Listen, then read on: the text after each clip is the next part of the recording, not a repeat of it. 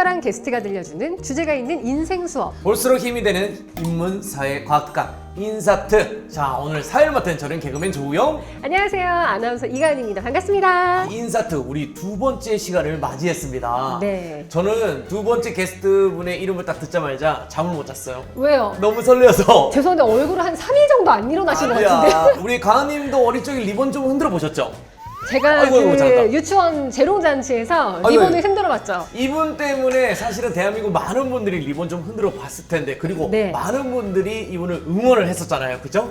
맞아요. 우리 오늘의 인싸텍 주제가 또 바로 도전인데요. 네. 제가 알기로는 이분이 또 프로 도전러로 굉장히 유명한 프로 도전러라는 수식어를 가지고 있습니다. 그럼 바로 모셔보도록 하겠습니다. 만능 스포테이너로 불리고 있죠. 우리 신수지 씨를 모십니다. 안녕하세요. 안녕하세요. 리듬체조 전 국가대표이자 현재 스포테이너로 활동 중인 신수지입니다. 반갑습니다.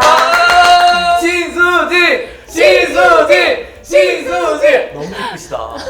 너무 이쁘시고 아유, 감사합니다. 너무 멋있습니다. 아니 그게 아니고 네. 죄송한데 저번 시간이랑 분위기가 너무 달라요. 가끔씩 서운하실 것 같은데. 아이, 그런 분의 얘기는 오늘은 꺼내지 말자고요. 네, 끝났으니까 그분은 두 번째 게스트로 나오셨습니다. 자, 소감은 어떠세요? 아무래도 제가 그 두 번째 게스트다 보니까 네. 좀 잘해야 될 것 같다는 사명감이 있어서 네. 좀 부담스러워 잠도 좀 못 잤어요. 아니, 지난주 거 혹시 보셨어요? 곽범 씨 나온 거? 네네, 봤어요. 자신감이 잘- 확 올라갔죠? 잘 주무셨을 텐데. 아니에요. 너무 더 부담이 됐고요. 그리고 제가 강연을 좀 네. 했었는데 네. 뭐 제 인생 그냥 스토리를 들려드리는 거지 교훈을 주고 이런 것까지는 잘 모르겠어서 네. 네, 그냥 나오긴 했지만 좋게 재밌게 가주셨으면 좋겠습니다. 개인적으로 궁금한 게 있는데 해도 되나요? 아, 그럼요. 이거는 아마 우리 친구들도 굉장히 궁금해할 것 같은데 왜 리듬 체조 선수들은 다 예뻐요?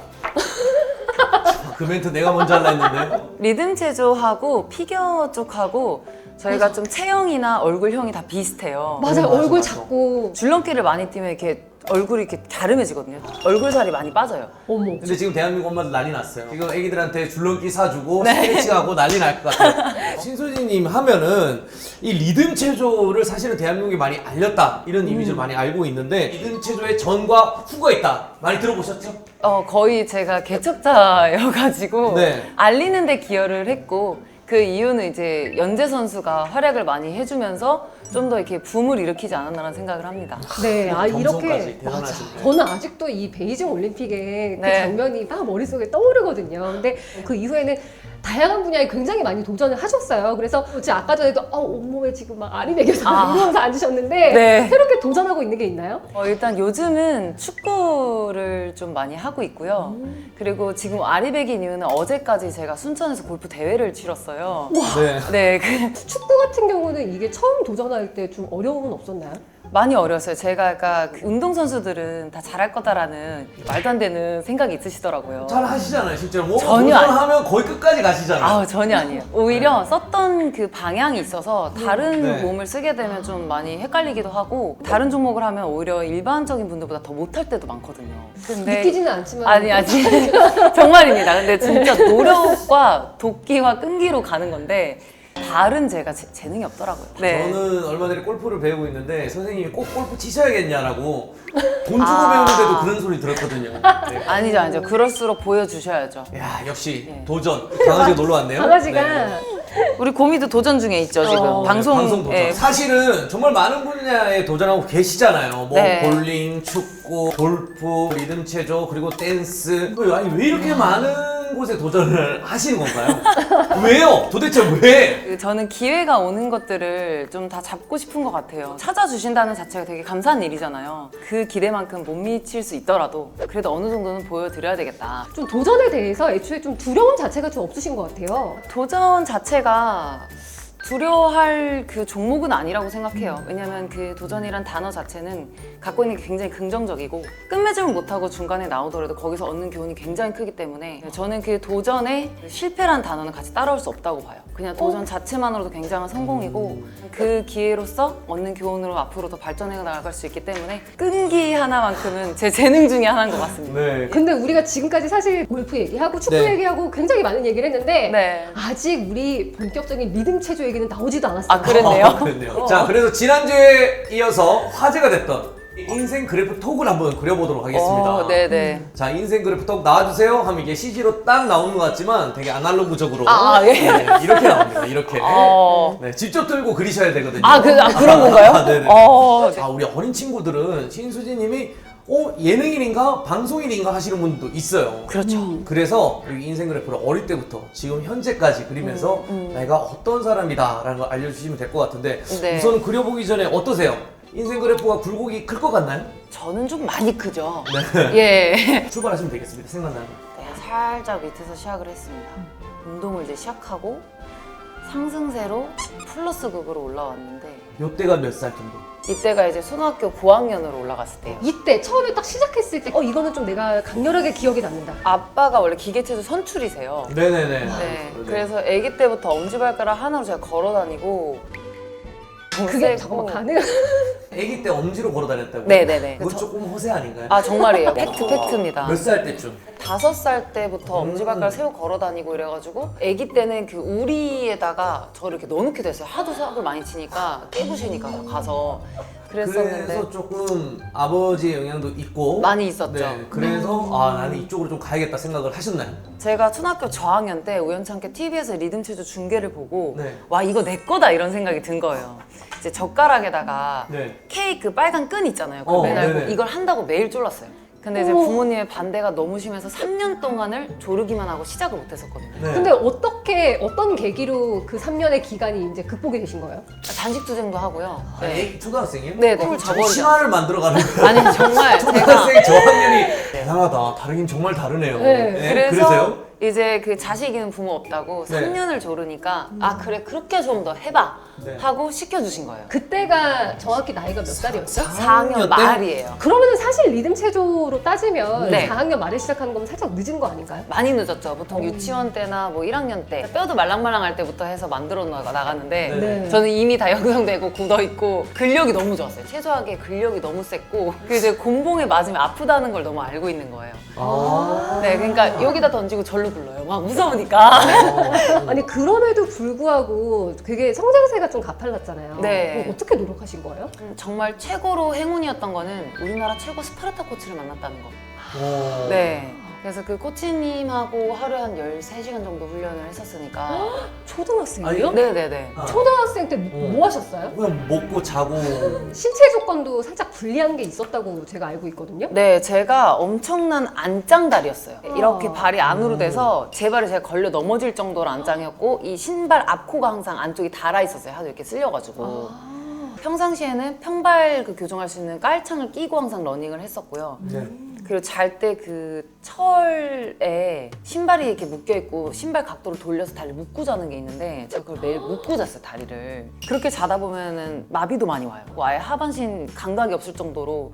그럼 막 소리 지르면 이제 부모님이 새벽에 오셔서 다리 한번 주무르고 다시 신겨서 재우고 그렇게 해서 3년을 해서 다리를 교정한 거예요. 아니 근데 그때는 솔직히 포기하고 싶지 않아요? 사실은 너무 어릴 때인데 왜 그렇게까지 하신 거예요? 3년을 졸라서 더 오기가 생겼는지 모르겠는데 네. 이 종목을 했다는 자체가 너무 좋은 거예요. 그러니까 훈련이 그렇게 힘든데도 빨리 눈 떠서 내일 리본 다시 돌리고 싶고 새로운 기술 연마하고 싶고 그거에 모든 포커스가 맞춰져 있다 보니까 다른 걸 쳐다볼 생각도 안 해봤고 다른 게 재밌지가 않았어요. 아니 근데 이렇게까지 노력을 또 한 결과로 어떻게 보면 시작한 지 한 1년 정도 됐을 때 네. 전국대회 우승까지 하셨다고 그랬어요. 헐 진짜? 네. 1년 만에.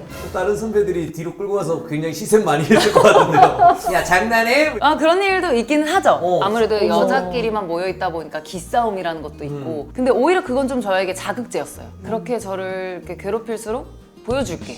약간 그런 좀 마음을 가졌던 것 같아요. 1년 만에 그 정도면 거의 뚫고 가셨을 것 같은데 네. 어땠나요? 게을리한 적이 없이 초등학교 5, 6학년까지 가고 조금 더 올라갔었어요. 더 초등학교? 올라갔었는데 네. 나의 경쟁자는 없다. 약간 네, 이런 느낌으로. 네. 거기까지 갔어. 나 이 정도면? 라고 생각할 쯤에 중학교로 올라갔더니 너무 키 크고 잘하는 언니들이 딱 있는 거예요. 그래서 거기서 하면서 성적이 좀 안 나니까 놀랬는데 부상까지 한 번 온 거예요. 첫 부상이 와가지고 약간 이렇게 떨어져.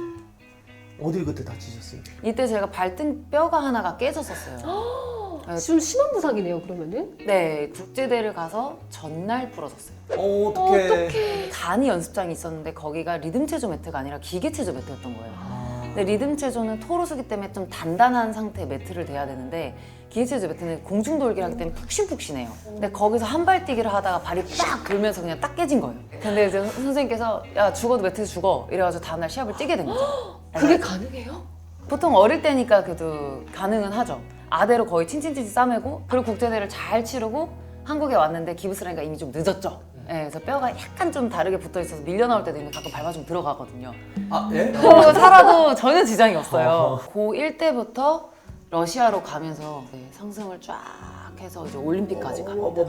네, 여기가 올림픽이에요. 거기에서 리듬 체조 대모님을 만나서 네네네. 조금 더 성장하게 되었다라고 했는데 그거 한번 에피소드 한번 얘기해 주십시오. 아, 이게 이제 러시아가 너무 리듬 체조 강대국이에요. 네. 절대적인 존재인데 외국에서 온 선수들을 항상 제2군 체육관에 보내는 거예요. 그러니까 국가대표들이 있는 데가 아닌 체육관으로 갔었는데 제가 첫날 운동을 딱 하자마자 엄마한테 전화를 해가지고 엄마 여기 애들이 나보다 다 못해. 제가 이렇게 얘기를 한 거예요. 보고 배울 게 없어. 그러니까 제가 봤을 때는 여기서 보고 배웠으면 올림픽까지 못 갈 것 같은 거예요. 그래서 이제 어렵게 또 통역사를 붙여가지고 그 국가대표 체육관에 한 번 가봤어요. 그래서 거기서 이제 훈련을 사이드에서 하고 있는데 그 대모님께서 딱 들어오시고 아 네가 한국에서 온 애냐? 해봐라 이래가지고 이제 막 열심히 훈련을 하는데 그분이 유연한 거나 이제 잘 웃으면서 하는 운동을 되게 좋아하세요. 근데 제가 유연성은 어느 누구한테 뒤지지 않았어요. 전 세계에서. 그래서 유연한 걸 보고 마음에 들어서 이것저것 시켜보시다가 그럼 너 한번 작품 한번 해봐. 그래서 그때 당시 황진이라는 음악에 맞춰가지고 리본 연기를 했었거든요. 네. 근데 그걸 딱 보시자마자 여기 온 이유가 뭐냐? 그래서 아 죽기 전에 올림픽 무대 한 번이라도 밟아보고 싶다 이렇게 말씀을 드리니까 바로 가능하다고 하는 거예요. 근데 이거는 리듬 체조 역사상 솔직히 불가능이라고 이미 단정 지어져 있었던 부분이에요. 전 세계 선수권이라고 올림픽 전년도에 있는 대회에서 티켓을 따야지만 출전할 수 있는데 전 세계 20위 안에 들어야 돼요. 아시아 선수권 진짜 거의 뭐 80위권 막 완전 밑으로 물러나 있는 상태고 차이가 한참 나네요. 한참 나요. 정말 올라갈 길이 멀었고 근데 이거를 너무 가능하다 이렇게 얘기를 하시는데 그 말 한마디에 희망을 느낀 거예요. 아 이게 가능한 거구나. 오로지 딱 실력만 보고 가능하다라고 말씀하신 거예요. 네네네. 내가 너에게 특권을 여기서 훈련을 하게 해줄 테니까 내가 시키는 모든 국제대회에 참가하고 작품도 새로 바꿔라. 코치도 새로 붙였으니까 거기서 훈련을 받으면 내가 너 올림픽 가게 해줄게. 이렇게 하신 거예요. 근데 또 이렇게 들어보면은 굉장히 순탄했을 것 같은데 사실 남다르게 고생도 많이 했다고 들었어요. 일단은 이제 동양인을 처음 보니까 네. 왕따를 정말 심하게 당했어요. 누가? 나 러시아 지금 갔다 올게. 그러니까 동양인이 좀 싫었던 것 같아요. 그리고 방이 2인 1실이면 하룻밤 자고 나면 야 너 저 방 가 이래서 매일 쫓겨다녔어요. 짐을 항상 이렇게 쓰고 트렁크에 넣어놨어요. 내일 옮길 거니까 이러고 그 흔히 말하는 빵 셔틀을 제가 또 했죠. 네, 나 이런 얘기 처음 들어요. 근데 사실 너무 힘들고 막 눈물도 나고 그랬을 것 같은데 어떻게 네. 견디셨어요 그때? 처음에는 진짜 많이 울기도 했었고 막 울면서 엄마한테 전화해가지고 아 엄마 너무 힘들다 한국 너무 가고 싶다 막 그렇게 얘기를 하니까 내가 그런 나약한 소리 하라고 이렇게 투자해서 보낸 줄 아냐 잔말 말고 운동해라고 딱 끊었었어요. 어머니도 대단. 네네. 한 번 감싸주면 끝이거든요. 그걸 아시는 거예요. 그때 진짜 많이 울다가 갑자기 자존심이 상하는 거예요. 그러니까 저를 따돌리는 애들 앞에서 눈물을 보이는 게 너무 싫은 거예요. 그래서 그때부터 약간 이렇게 캐비넷 안에 이렇게 몸을 이렇게 반으로 접어가지고 잠깐만 반으로 그- 접어가지고 할 때 네. 다리 얼굴에 담고 나좀 전에 눈물 하려 했는데 깜짝 놀랐어. 쏙 들어갔어요. 안에 이렇게 접어가지고 네, 그 안에 이렇게 예능 에피소드 아, 하는 거 그것도 아닌가? 네, MSG? 진지한 이야기예요. 그 실은 금전적인 문제도 있었어요. 전지훈련 비용이 엄청 많이 들어요. 그러니까 엄청 비싸다고 그러던데. 네, 그때 당시에는 한 달에 최소 3천만 원씩. 1년 아니고요? 네. 아니 그때 당시 돈이면 3천이면 그러니까. 지금의 3천이 아니잖아요. 네. 부모님께서 집도 팔고 이제 아빠가 투잡되시다 건강도 잃으시고 일반적인 가정에서 그렇게까지 뒷바라지를 하셨던 거예요. 부모님의 희생 때문에 갑자기 거기서부터 저는 원래 운동이 좋고 열심히 한 스타일이었는데 도끼라는 게 생기기 시작한 거예요. 눈이 확 돌면서 눈물이 한 방울도 안 났고요. 이거 올림픽 못 가면 난 죽어야겠다. 그냥 진짜 차라리 물에 빠져 죽어야겠다. 이 생각이 들 정도로 갑자기 강인해졌어요. 부모님한테 다 갚았나요? 아직 갚는 중입니다. 예. 턱걸이 중이에요. 그렇게 노력하고 서러움과 부담감과 그 모든 것을 이겨내고 자 2007년 그리스 세계선수권 대회 대한민국 사상 최초로 첫 올림픽 출전 티켓을 자력으로 확보했다. 이거는 몇 번이고 박수를 쳐도 모질하지 않다. 박수! 자력 확보했다는 거 진짜 그러니까. 대단한 거예요. 네. 자, 그러면 러시아에서의 그 기간과 올림픽 올라갔을 때 기간 내가 한번 볼 때는 그려주시죠. 이게 갈것 이게 같은데? 러시아고요. 네네네. 여기서 이제 올림픽 티켓 획득 가는 과정이었었어요. 근데 나는 이게 소름 돋는 게 뭔지 알아요? 뭐야? 곽범 씨 같은 경우는 나도 그 얘기 하려고 그랬어. 내려 찍는다. 그렇게 힘들고 캐비넷에 접혀서 울었는데도 오히려 상승을 했어. 저의 그 꿈에 다가갔기 때문에 네, 저 후퇴하지 않았기 때문에 저는 와, 나아갔다고 생각합니다. 화려한 말이 있지 않아도 네. 사실은 마음가짐으로 그린 것만 더 훨씬 와닿네요. 이분이 진정한 멘토십니다. 와, 레전드. 네. 레전드. 세계 최초로 선보인 기술 백 일루션 9회전. 아, 네. 당시에 3회전이 최고였는데 4, 5, 6, 7, 8, 9회전. 근데 이 기술 자체가 네. 엄청난 유연성과 근력이 받쳐져야지만 가능한 기술이에요. 근데 보통은 몸이 저처럼 이렇게 막 유연하면은 근력이 딸리거든요. 그러니까 점프할 때도 꿀렁 이렇게 뛰고 탄력이 좀 떨어지는데 근력이 제가 어릴 때부터 좀 남달랐었잖아요. 그래서 3회전은 너무 쉽게 도니까 러시아 코치가 5회전 한번 해볼랬는데 5회전은 쉽게 도는 거예요. 너 7회전 해봐. 9회전 해봐. 하다가 이제 9회전까지 갔는데 저희가 정해진 기술을 다 이걸 맞춰야 되기 때문에 1분 30초밖에 시간이 안 돼요. 그렇게 해서 이게 10회도 아닌 8회도 아닌 9회전을 한번 돌자. 아니 이렇게 해서 드디어 그 꿈의 무대 네. 2008년 베이징 올림픽에 네. 출전을 하게 됩니다. 근데 네. 아시아를 대표해서 유일한 선수였잖아요. 네.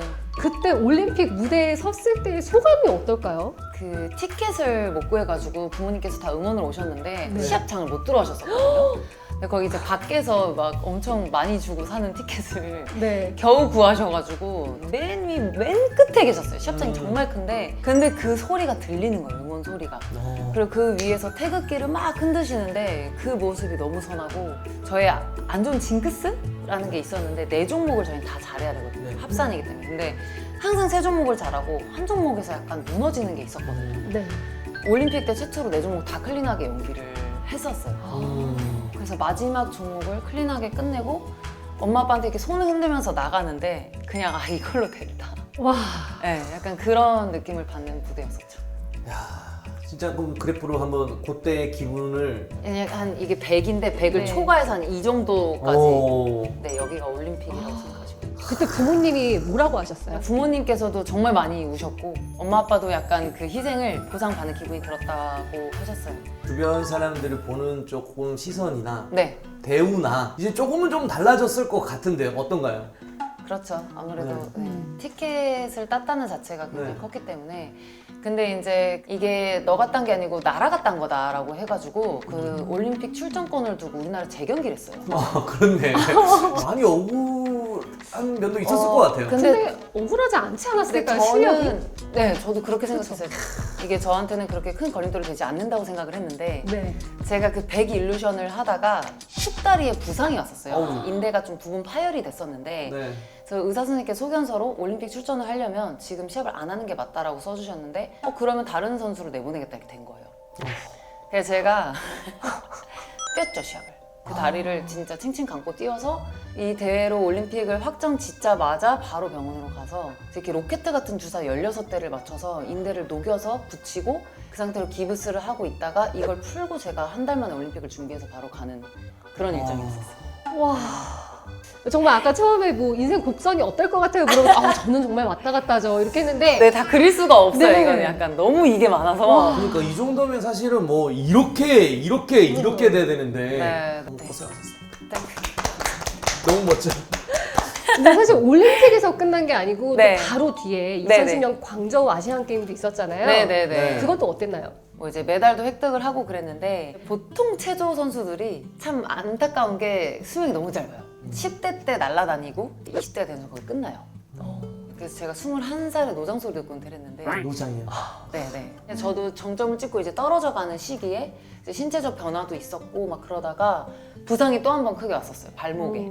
사실 이때쯤에 은퇴를 해도 되는데 네, 건강을 됐었죠. 위해서. 근데 이거 후배들을 위해서 스스로 미루고 출전을 강행했다라고 적혀있는데 이건 어떤 말일까요? 그러니까 라떼는요 약간 선수층이 너무 얇아서 제가 나가면 대처할 선수가 없었어요. 후보군이 없었어요. 그러니까 제가 성적을 내기보다는 이건 머릿속 무조건 채워야 된다 때문에 출전을 하기로 결정이 돼서 6개월 동안 그 발을 가지고 이제 훈련하다 보니까 거의 다 끊어져가지고 이렇게 서 있는데 복숭아뼈가 땅에 닿아서 이게 발이 자꾸 제껴지는 거예요. 뭐가 없으니까. 그래가지고 어떡해. 다행히 그래도 기여를 해서 메달을 따고 거의 다 왔구나.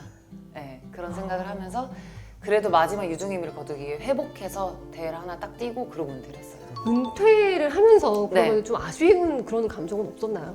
너무 후련했죠. 저는 이렇게 섭섭이 한 개도 없을 줄은 네, 1도 생각 못 했는데 네. 그러니까 제가 이 선수 때로 돌아갔을 때 단 하루도 게을른 적이 없었고 후회된 날이 없었고 이렇게 열심히 할 수가 없더라고요. 와. 네. 애초에 꿈이 올림픽이었는데 너무 잘 은퇴했다. 진작 할걸. 너무 멋있다. 네네 그런 생각하면서 은퇴를 했어요. 아. 그리고 나서 제가 은퇴를 하고 나니까 하루에 13시간 훈련하던 게 이 시간 어떻게 써야 되지? 그러니까 네. 이때도 뭐 20대 초반이잖아요, 사실은. 네. 그래서 그때 방황의 시기가 있었어요. 여기까지 내려갔다가 제가 이제 우연찮게 친구 따라 볼링장을 가서 시작되는군요. 시작이 되었죠. 볼링의 꿈. 발목에서 손목으로 이제 옮겨가는 네, 거예요. 손목으로 옮겨갔다가 이때는 왜 볼링에 도전하신 겁니까? 일단 처음에 제가 볼링을 친구 따라 갔을 때 이제 네. 같이 치는 팀들이 있었더라고요. 그래서 거기에 이제 꼽사리를 꼈는데 너무 못 치는 거예요. 네. 놨다면 막 또랑 빠지고 네네. 이해가 안 되는 거예요. 볼을 네. 만졌던 사람인데 이게 왜 똑바로 안 올라가지? 네. 그날 막 다들 저를 팀에 안 뽑으려고 막 가위바위보에서 마지못해서 아 그냥 핸들해 주지 막 이러면서 저를 데리고 갔는데 자존심이 상한 거예요. 아 이거 안 되겠는데? 그래가지고 이제 볼링장 다음날 오픈 시간부터 마감 시간까지 한 달 출석했어요. 한 달 출석해서 매일 30게임씩 볼링을 쳤는데 근데 그렇게 쳐서 에버리지 180까지 올렸거든요. 오. 근데 이제 옆레인에 우리나라의 거의 신적인 존재인 볼링 프로 선수가 있어요. 박경신 프로님이라고. 네네. 근데 그 프로님이 공을 치는 걸 이렇게 봤는데 제가 한 게 볼링이 아닌 것 같은 거예요. 그래서 그분 찾아가서 혹시 저를 제자로 좀 받아줄 수 있겠느냐. 또 시작했네. 시작처럼 또.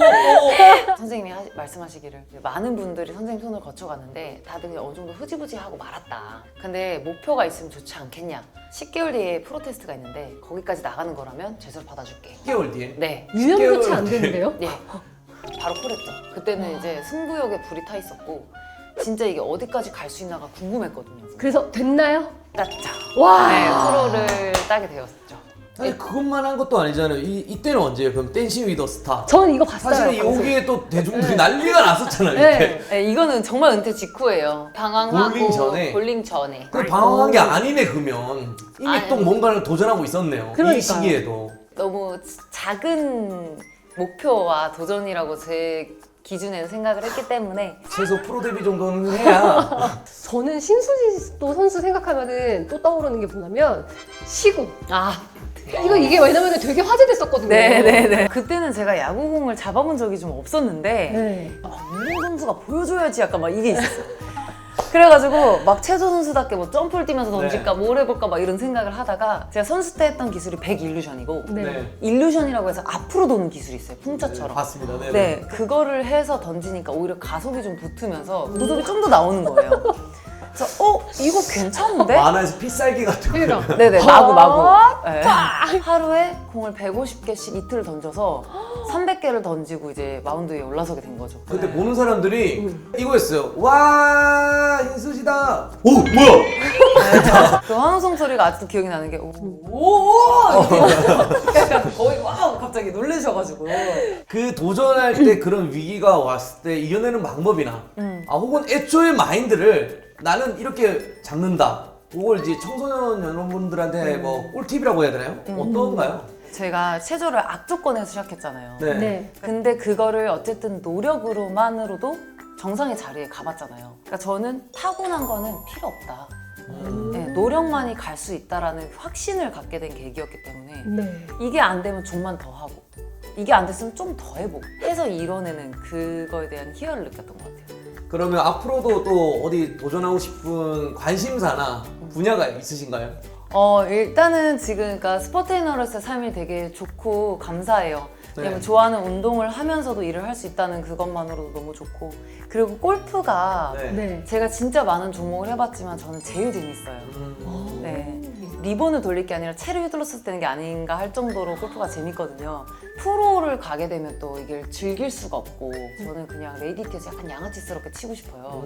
청소년 교육 방송의 양아치. 죄송합니다. 정정하겠습니다. 그런 꿈이 있어요. 골프도 잘 치고 즐기면서 또 일도 열심히 해보자. 제가 많은 사람들을 좀 가르쳤었거든요. 그래요. 저도 그거를 듣고 싶었어요. 리듬 체조 지도자 쪽의 얘기를 하도 많이 들어봤었는데 나중에 이제 기회가 된다면 다시 또 지도자로서의 삶도 살 수 있지 않을까라는. 어찌 보면 또 지도자도 도전이잖아요. 네. 그렇죠. 네, 그리고 또 새로운 친구들이 또 도전할 수 있게끔 도와도 주시는 걸 또 꿈으로 한 가지 갖고 계시군요. 자, 그렇다면 지금의 인생까지 한번 그려보도록 할게요. 정말 여기서부터가 갑자기 달라졌어요. 롤모델 인생이었던 이런 식으로. 이런 식으로 가겠다. 오. 네. 그렇다면 신수 씨가 바라는 네. 미래를 한번 그려보도록 하겠습니다. 예상은 여기가 제로면 쭉. 항상 저는 이렇게 잔잔하게 살고 싶었어요. 인생이 잔잔하지 않잖아요. 지금 그러니까요. 들어보니까. 네. 이게 좀 젊은 시절에 몰아서 했다라고 생각하면 너무 좋을 것 같아요. 그래서 제가 바라는 인생은 큰 행복을 바라지도 않고 뭔가 이렇게 막 또 힘든 막 과정에서 막 다시 악발이 올라 이런 거보다는 그냥 단하고 고요하게 가고 싶어요. 이게 사실은 평범한 게 가장 어렵다고 하잖아요. 그렇죠. 네. 네. 그래도 신수지 선수의 앞날이 평탄하길 바랍니다. 아유, 감사합니다. 네. 이런 도전을 두려워하거나 망설이는 친구들한테 이렇게 한마디 따끔하게나 혹은 시원하게 한마디 해주세요. 네, 청소년 여러분, 도전이라는 자체는 저는 진짜 이퀄 성공이라고 봅니다. 그냥 도전을 많이 하시고 그리고 또 그 과정에서 얻는 교훈이 되게 크거든요. 그래서 하루하루 돌이켜봤을 때 후회가 남지 않도록 열심히 나아가시길 바라겠습니다. 전진! 전진! 전진, 좋습니다. 자, 마지막 질문. 신수진님에게 도전이란? 삶의 원동력이다. 삶의 원동력이다. 네. 계속해서 도전을 하면서 네. 살아가실 거군요. 이렇게 해서 우리 프로도전러 신수지 씨의 인생 네. 그래프톡을 함께 그려봤습니다. 정말 재밌었고 저는 한없이 감탄하고 한없이 반성하는 시간이었습니다. 그래서 저는 한없이 네. 감동했어요. 감동이었어요. 맞아. 자, 이제 1부는 여기서 마무리하지만 2부에는 또 특별한 특강이 준비되어 있거든요. 자, 인생 특강도 함께 만나보도록 하겠습니다. 자, 네. 많은 관심과 사랑 부탁드리고 다음 주도 잊지 말고요. 인사특에서 만나보도록 하겠습니다. 제발! 특별한 게스트가 들려주는 주제가 있는 인생 수업, 인문사회 과학특강, 인사특, 우리 만능 스포테이너 우리 신수지 씨와 함께 하고 있는데요. 네. 자, 이번에는 특별한 시간, 특강 시간입니다. 어떤 주제를 준비하셨는지요? 저의 키워드는 도전이기 때문에 네. 도전에 대한 이야기와 그리고 또 슬럼프를 극복하는 방법, 또 긍정적으로 사고하는 방법 뭐 이런 거에 대해서 말씀드리려고 합니다. 그러면은 어떤 친구들이 이 내용의 강의를 들었으면 좋겠어요? 그러니까 새롭게 꿈을 꾸는 친구들. 그러니까 어떻게 보면은 모든 연령이 가능하지 않나라는 생각이 들고요. 이렇게 뭐 도전을 주저하거나 두려움이 있는 분들에게도 도움이 될 것 같아요. 자, 용기 있는 도전이 필요한 모든 분들께 도움이 될 것 같은데요. 그럼 준비하신 특강 저희가 박수로 청해 듣도록 하겠습니다. 박수! 네, 안녕하세요 여러분. 신수지입니다. 오늘은 그냥 제가 살아온 인생에 대한 스토리를 들려드리고 싶어서 좀 자유롭게 이야기를 할 거고요. 들으시면서 다른 느낌을 받으시거나 뭐 생각이 들었다 이러면 저한테는 되게 좋은 방향일 것 같아요. 긍정적으로 들어주셨으면 좋겠습니다. 일단 제가 리듬 체조를 시작하게 된 계기는 어릴 때부터 운동을 굉장히 좋아하기도 했고 또 되게 하고 싶은 마음도 있고 그랬는데 우연찮게 TV에서 리듬 체조 중계를 보다가 그 종목에 굉장한 매료가 돼가지고 이걸 하겠다고 거의 한 3년을 졸랐어요. 3년 졸은 끝에 운동을 시작하게 된 거라 굉장히 간절하기도 했고 저한테 되게 소중했는데 굉장한 행운으로 보면 우리나라 최강 스파르타 코치를 만나서 하루에 한 13시간씩 훈련을 했었는데 그때는 그 훈련하는 게 굉장히 행복했어요. 너무 하고 싶었던 종목이어서 재밌기도 하고 했는데 좋아하기만 해서 하니까 뭔가 한계에 딱 다다르더라고요. 더 이상 뭐 발전하는 것도 없고 이제 뭐 부상도 찾아오고 그랬었는데 중학교에 이제 올라가서 중2, 중3 언니들을 만나니까 또 다른 장벽이 있구나라는 것도 느꼈고 발에 부상이 왔을 때에도 와 이걸 어떻게 이겨내야 되나 방법을 잘 몰랐었거든요. 그때 이제 기붓을 하고 앉아서 다른 선수들이 훈련하는 걸 이렇게 보는데 내가 할 수 있는 거를 한번 해보자. 그 훈련 시간이 나한테 단 1초도 그냥 아까운 시간이 되게 하지 말자라는 생각이 들었어요. 복근을 1000개 할 걸 2000개를 했고 다리 차기 1000개 찰 걸 2000개를 찼고 그 많은 베이직 훈련을 기초에 충실하게 하면서 훈련 시간 다 채워봤거든요. 그랬더니 기부스를 풀고 나니까 기량이 줄어있지가 않더라고요. 그때 딱 경험으로 느낀 거는 슬럼프가 오고 부상이 와도 뭔가 내가 게으르지 않고 계속 노력하고 나아갈 의지가 있고 베이직에 좀 더 집중을 한다면 결국은 그게 좋은 기회로 될 것이다 라는 생각을 하게 됐었고, 그리고 이런 생각을 가지셔도 좋을 것 같아요. 뭔가 내가 막 곡선을 잘 치고 가다가 잠깐 내려갔을 때를 슬럼프라고 생각하신다면 아예 없었던 제로부터 올라왔던 시기를 생각하면서 나는 올라갈 수 있는 사람이다 라고 생각하고 이 잠깐의 떨어짐이 영원한 떨어짐이 아니라 다시 올라가기 위한 도약이기 때문에 앞으로의 시간이 되게 즐거울 거다라고 생각하면서 긍정적인 시간을 보내시면은 훨씬 더 수월하게 이겨낼 수 있지 않을까 그런 생각도 했었어요.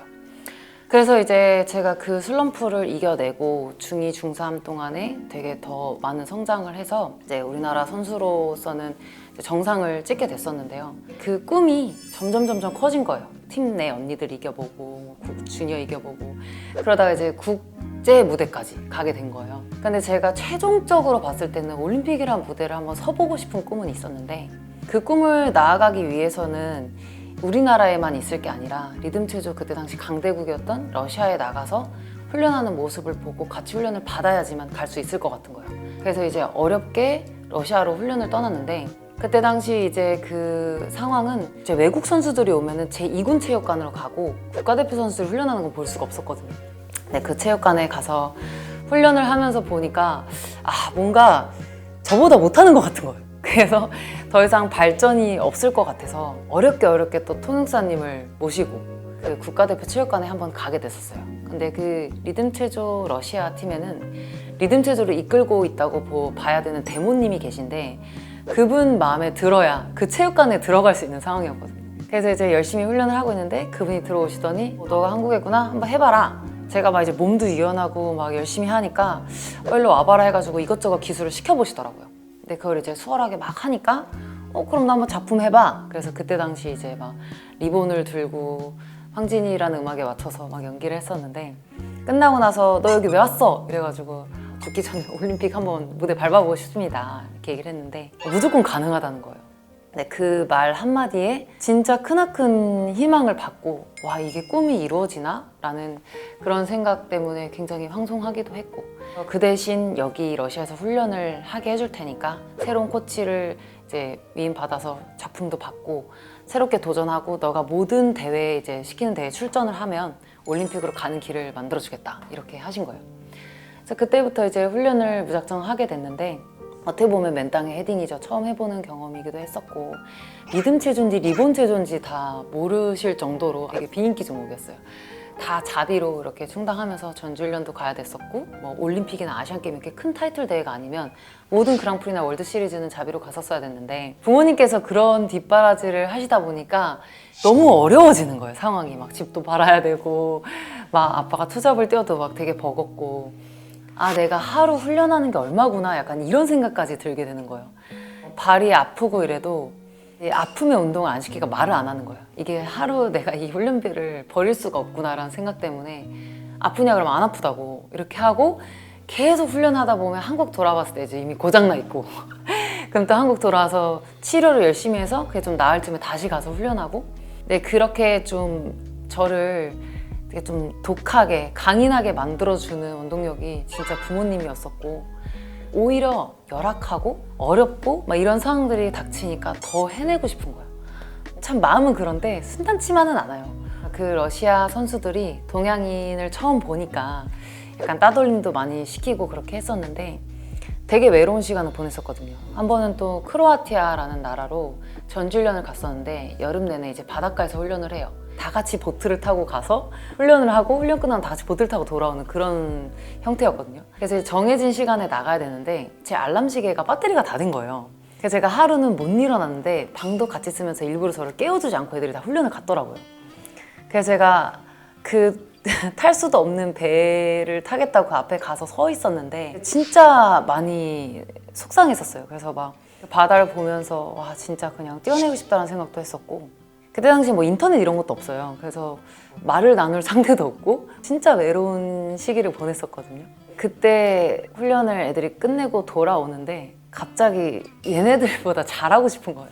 와, 나를 이렇게까지 하는데 내가 여기서 이걸 다 접으면 부모님께서 하신 이 모든 희생과 저의 노력들이 허사가 되겠구나 그런 생각이 들면서 그때부터는 진짜 그냥 죽어라 앞만 본 것 같아요.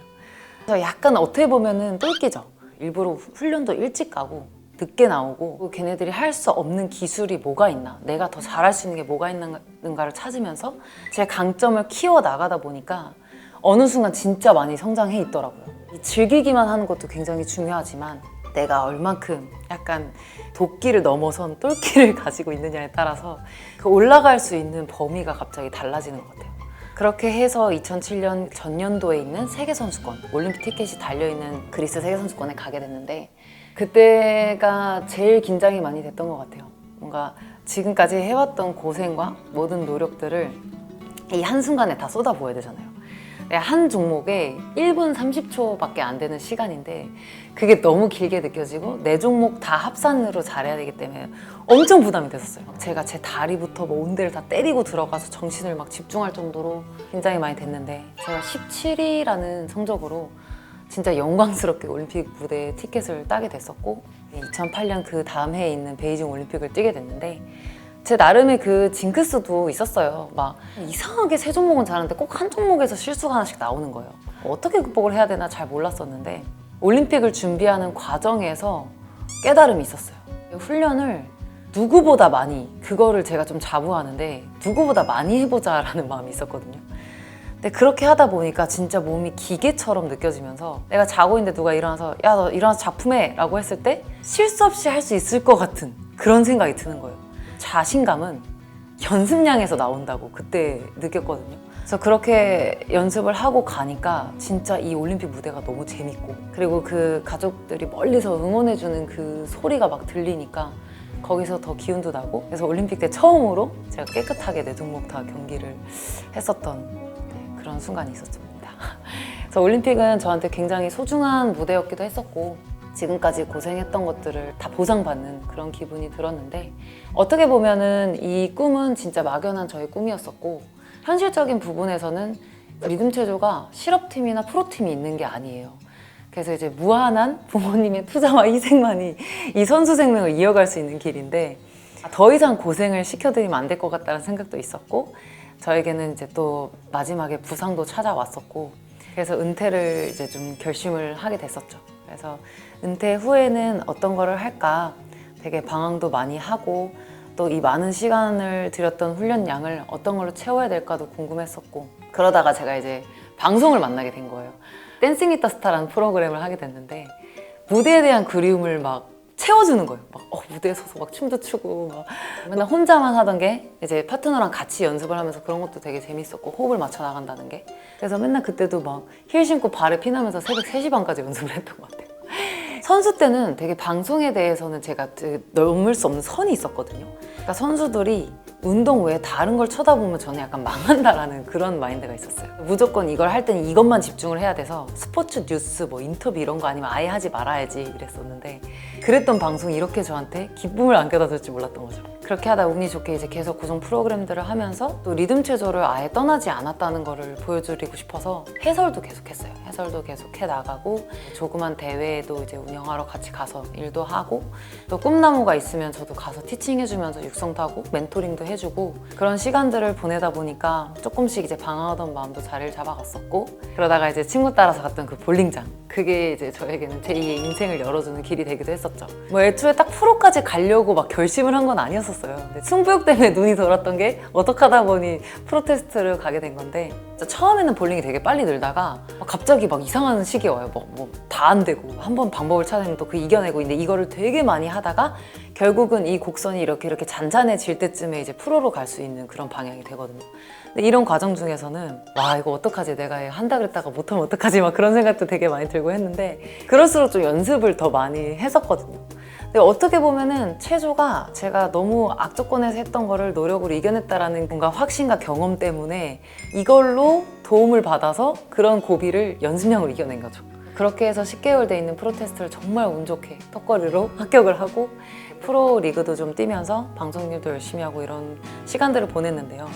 방송을 하다 보니까 진짜 다양한 분야들이 되게 많이 찾아와요. 뭐 볼링이든 골프든 뭐 양궁이든 진짜 했던 종목이 너무 많아서 다 셀 수도 없거든요. 근데 그런 것들에 대해서 두려워한 적은 없었고 이런 기회가 오는 거에 대해서 되게 감사했고 그리고 새로운 것들을 배워가면은 진짜 제가 아무것도 갖고 있지 않다가 어쨌든 1이라도 적립금이 생기는 거잖아요. 레벨업이 되는 거잖아요. 엄청난 가치가 있을 거예요. 이게 무의미한 것 같아도 되게 도움이 많이 되고 또 골프 같은 경우는 제가 일로 시작을 하긴 했지만 유일한 스트레스를 해소하는 종목이기도 했었거든요. 지금은 진짜 골프만 있으면 돼라고 할 정도로 그 종목을 사랑하고 있는데 여러분들도 재미있게 할 만한 것들도 찾았으면 좋겠어요. 물론 꿈을 쫓고 도전을 하는 것도 중요하겠지만 내가 약간 이런 걸 즐기기 위한 밑거름이 될 수 있는 그러니까 스트레스를 받지 않고 즐기면서 얘를 앞으로 더 나아가게 해줄 수 있는 그런 것들을 찾았으면 좋겠고 참고로 말씀드리면은 신체가 건강하면은 정신력도 좀 건강해지는 것 같아요. 그래서 너무 앉아만 있기보다 좀 몸도 움직이면서 활동을 하면서 운동을 하면 긍정적인 사고로 갖기에도 굉장히 도움이 많이 되고요. 이 체력이 강해지면 확실히 이제 공부할 체력도 달라집니다. 재밌는 종목 관심이 가는 종목 아니면 가까이에 있는 것들을 좀 접하면서 재밌게 인생을 그려나갔으면 좋겠어요. 그리고 진짜 도전은 막 무게감이 있는 것 같은데 전혀 그런 게 아니에요. 되게 가까이에 있고 다가가기 쉬운 것들이니까 다양하게 꿈을 꾸셨으면 좋겠고 꼭 공부만이 답은 아니에요. 진짜 많은 기술을 갖고 있는 이 시대에 다양한 것들을 봤으면 좋겠어요. 저는 너무 체조 이 한 우물을 팠기 때문에 어떻게 보면 새로운 세계에 나와서 되게 막 이런 게 있었어? 할 정도로 젊은 시절이 돌이켜보면 조금 아쉽기도 했거든요. 새로운 경험들을 했었으면 좋았을 텐데 이런 미련을 갖기도 했는데 여러분들은 어리고 도전할 길도 많고 지금은 100세도 아닌 막 120세 시대라고 얘기를 하는데 너무 인생 길잖아요.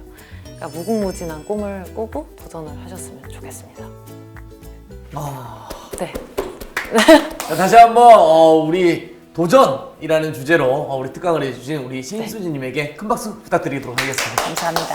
야, 제가 특강을 듣고 나니까 네. 저도 제가 나이 40인데 네. 오늘도 새로운 도전을 해야겠다. 내가 미뤄놨던 것들을 다이어트 다시 가나요? 해야죠. 지금부터 독하게 복숭아뼈가 돌아가도 아니다. 나이 생각하면서 해야 되더라고요. 저도 이제 다쳐보니까 네, 어릴 때랑 또 회복력이 다르잖아요. 그러니까 몸은 좀 살이되 네. 좀 하루하루 꾸준히 할 수 있는 연습량을 가져가시면 좋을 것 같아요. 이 순간에도 또 이렇게 네네네. 가르침을 조절하면서. 주시는데 자, 우리 간 씨는 어땠나요? 네. 저도 오늘 정말 많은 것을 배워갔고요. 확실히 무언가 성공한 사람들은 다 그 특징이 있는 것 같아요. 근데 그 중에 하나가 또 도전 정신이 아닌가 싶습니다.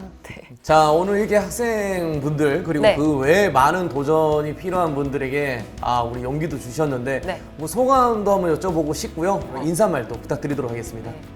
우선은 이제 인사특에 이렇게 나와서 굉장히 오랜만에 강연? 네. 특강이라는 거를 해봤거든요. 네네. 얼마나 다가왔을지는 모르겠어요. 왜냐면 얘는 독종 아니야? 막 얘는 다른 사람인 거 아니야? 이렇게 보실 수도 있는데 저도 똑같았어요. 나약해서 울기도 많이 울고 막 그랬었는데 이제 진짜 간절한 꿈이 있다 보니까 이렇게 저도 성장해 나갔던 거거든요. 그래서 네. 너무 거리감 있게 보시지는 마시고 나도 할 수 있다고 생각하면서 봐주시면 되게 좋을 것 같다라는 생각이 좋아요. 들었어요. 그러면 네네네. 그렇게 볼 수 있거든요. 그렇기 때문에 제가 특별한 기회를 드릴게요. 이 마지막 인사는 조금 귀엽고 사랑스럽고 외모에 맞게 아름답게 한번 끝내보도록 하겠습니다. 저희 최종 인정답게. 네, 고정 멘트가 있거든요. 거기 한번 도전해 보시겠습니까?